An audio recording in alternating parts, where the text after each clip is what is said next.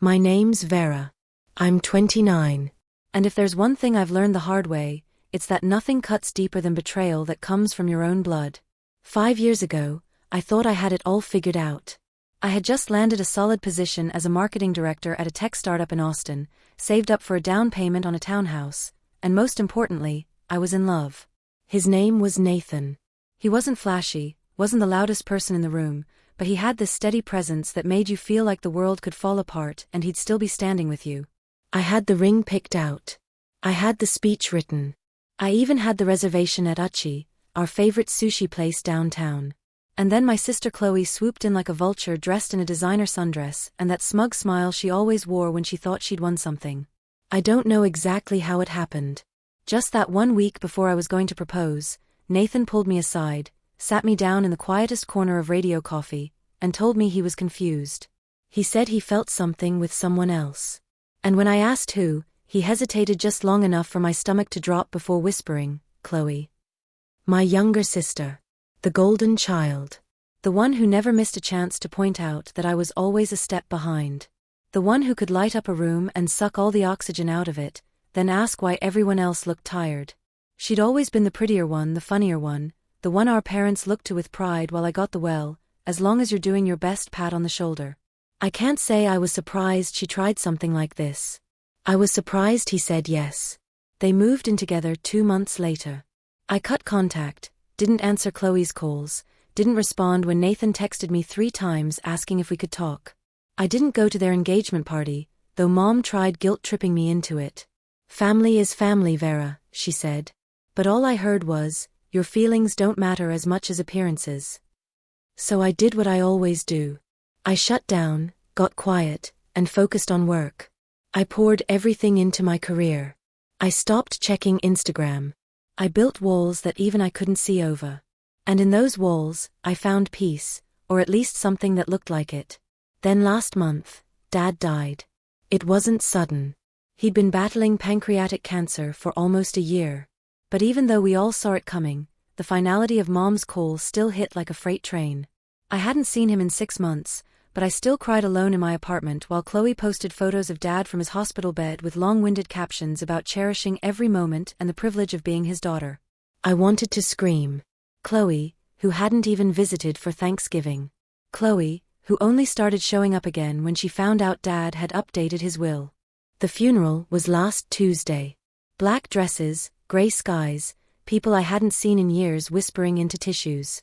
I arrived early, sat in the back, quiet. I didn't want attention. I didn't want to talk to anyone.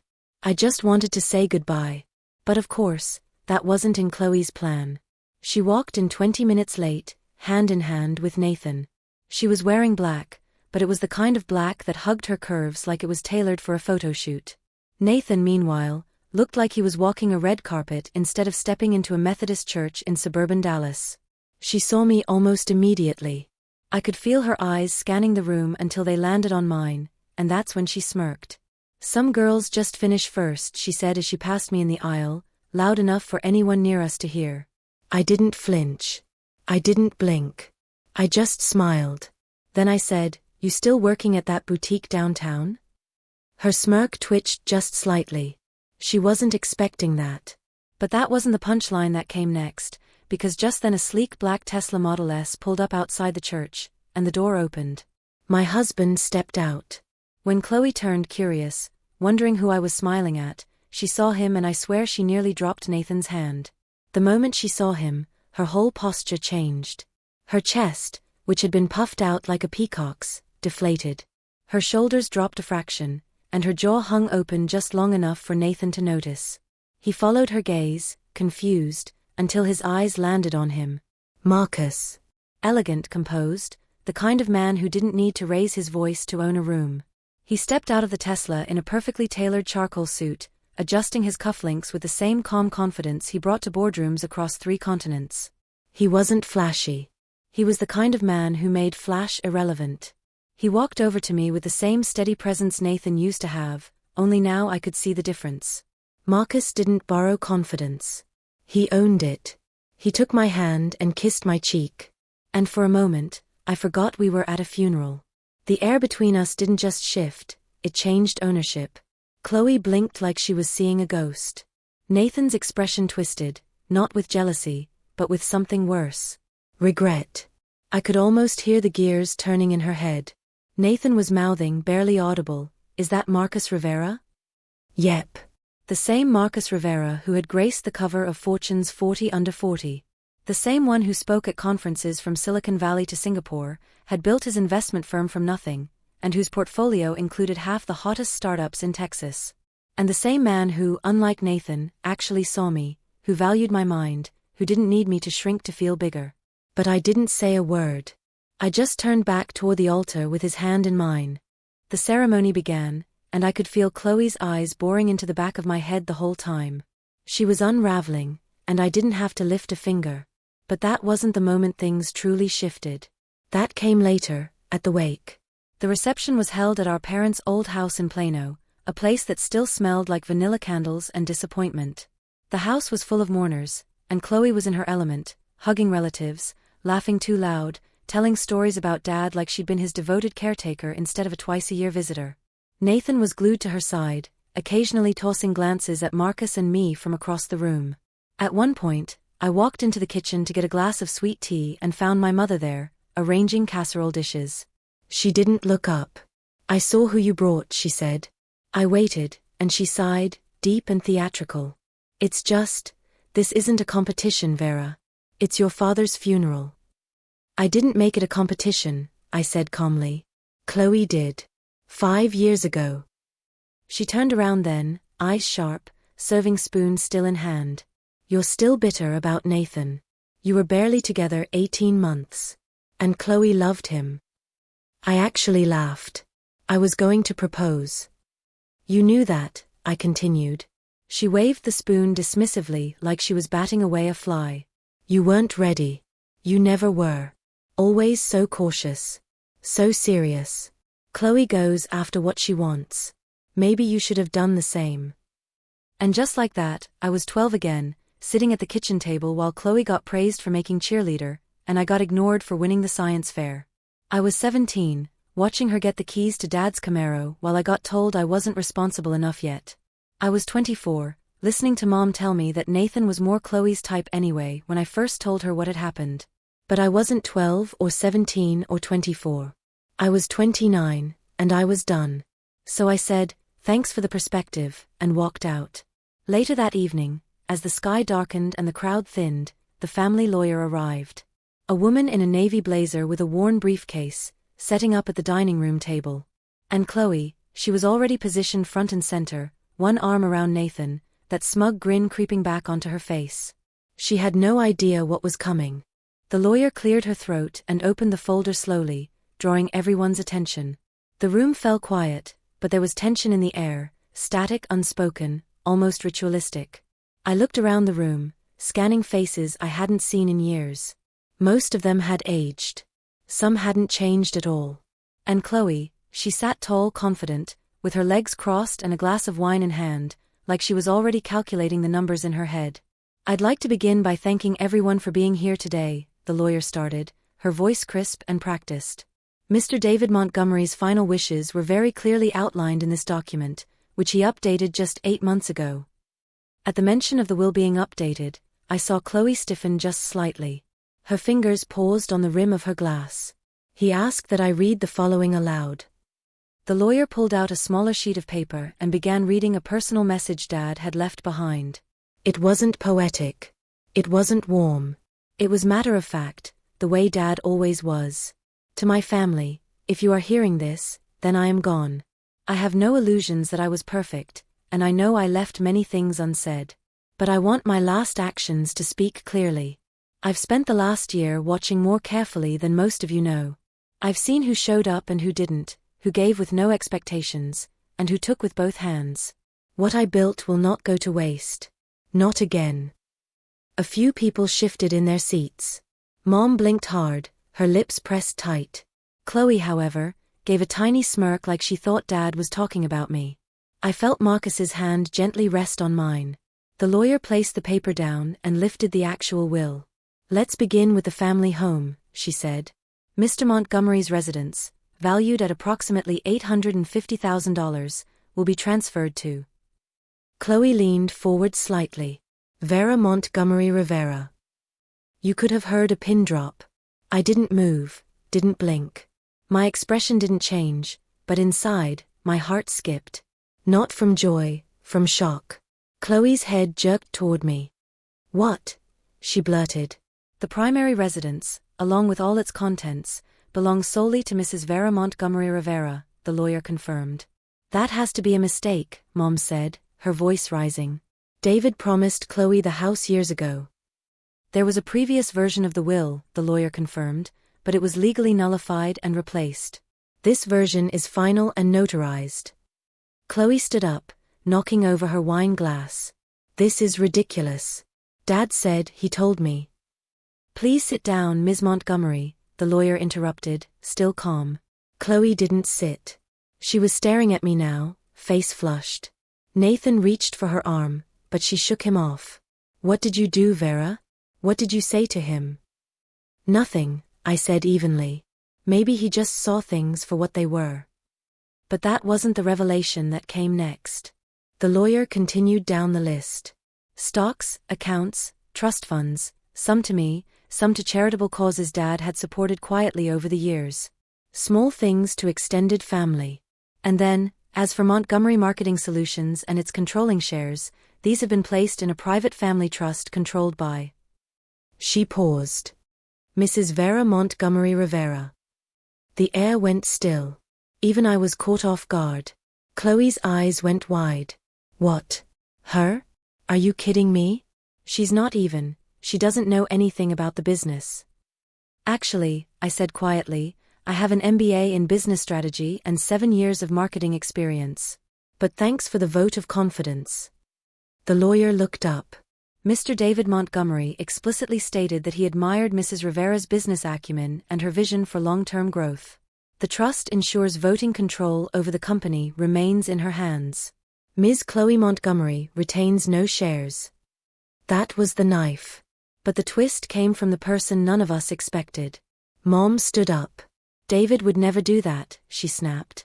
He would never give it to her. Not over his own daughter. The lawyer calmly unfolded another letter. Mrs. Montgomery, there's a personal note addressed to you. Would you like me to read it? I don't care what it says, she barked, eyes burning. The lawyer read it anyway. To Linda, you've spent the better part of 25 years telling me which daughter deserved more. I let you. I thought I was avoiding conflict, but I saw how you treated Vera after Nathan left her. I saw how little you believed in her potential. I stayed quiet when you tried to push Chloe into the company, but I'm done staying quiet. This company will go to the person who reminds me most of the woman I once wanted to be. You may not like it. That's your burden to carry now. Silence fell like someone had muted the room. Mom's mouth opened, then closed.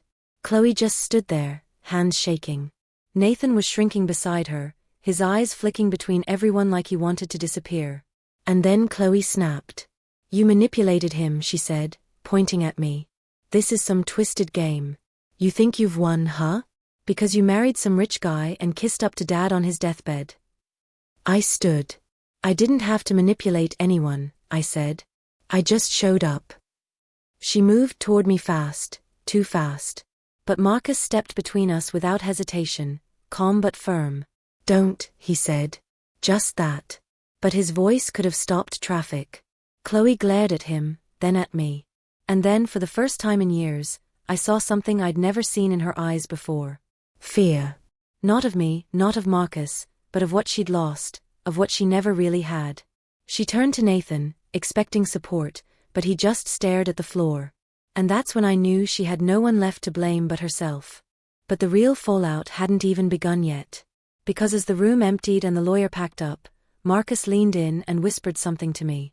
And when I heard it, I almost dropped his hand. Marcus didn't raise his voice. He didn't need to.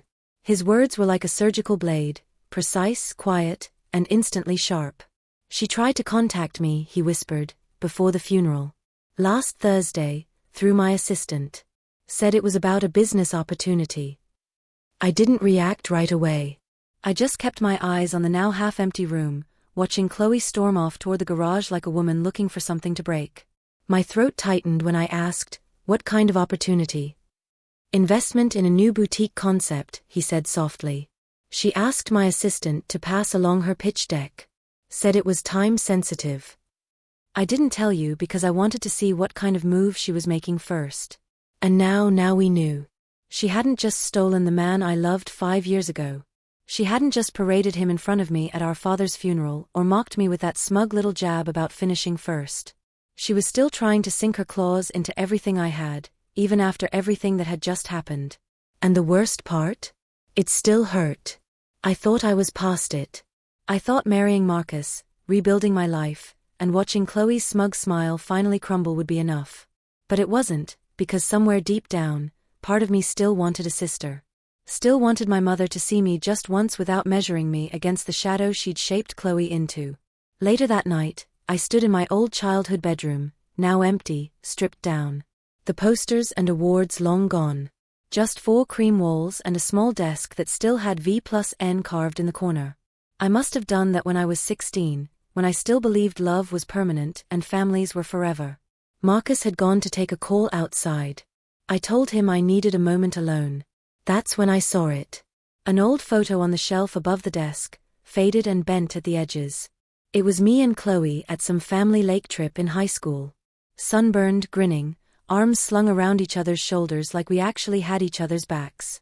She had that same cocky smile, and I looked like I hadn't learned how much it could all be ripped away yet. I sank into the creaky desk chair, elbows on my knees, hands rubbing at my face. All those years of trying to earn respect, trying to be the better woman, trying not to let the bitterness fester. And now here I was, sitting in the wreckage of a family that had never really valued me. A father who came around too late. A mother who still thought I was the backup plan. A sister who saw me as little more than a stepping stone to her next victory. I didn't cry. Not this time. But I felt hollow, and I hated that part of me still cared. When Marcus came back in, he didn't say anything. He just placed a hand on my shoulder and stood beside me in silence. I reached up and took his hand, threading my fingers through his. "I don't want to fight them," I murmured. "Not anymore." "You don't have to," he said. "But I also can't just keep letting them rewrite the narrative. I can't let Chloe twist this into another story where I'm the villain who stole her life." "Then don't," he said simply. "Tell the truth. In your way, on your terms." Her words stuck with me. I stayed up that night, walking the halls of the house that was now mine. Every corner held some piece of a memory, some good, some sour. I found myself in Dad's study around 2 a.m., flipping through some of his old journals and notes. He wasn't much of a writer, but he'd kept records, letters he never sent, business notes, even printouts of old emails between him and our family lawyer. In one of them, I found a sentence that stopped me cold. "Vera's not loud, but she's solid. I don't say it enough, but she's who I'd want in charge if it all came down." I didn't know whether to feel pride or anger. Why had he never said this to me? Why did he only find his voice through paperwork and lawyers after he was gone? But that sentence lit something in me. Not rage, not revenge, just resolve. I closed the folder, pulled out my phone, and began typing. The next morning, I asked Marcus to help me get a few things moving. I made calls. I contacted the board of Montgomery Marketing Solutions. I started reviewing the business plans Dad had left behind. I didn't know exactly what I was building toward yet, but I knew I wasn't going to just sit back and watch Chloe throw one last tantrum and try to burn everything down, because she would. I knew that now.